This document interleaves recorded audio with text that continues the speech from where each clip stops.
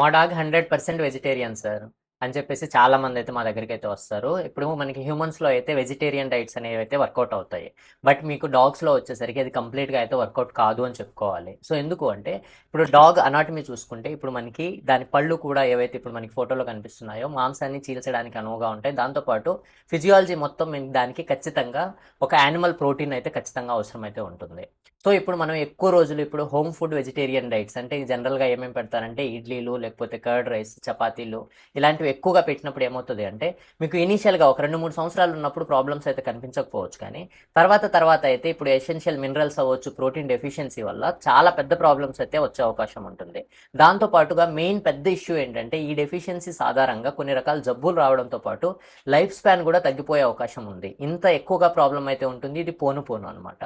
So, ఇప్పుడు లేదు కొంతమందికి ఏంటంటే అసలు మేము చికెన్ అనేది ఖచ్చితంగా పెట్టుకోలేము సార్ అన్నప్పుడు try to go with egg అనమాట. కనీసం ఎగ్ పెట్టుకోవడానికి ట్రై చేయండి. లేదు సార్ అసలు మేము ఎగ్ కూడా పెట్టుకోలేము అనుకున్న వాళ్ళు కొంతమంది ఉంటారు.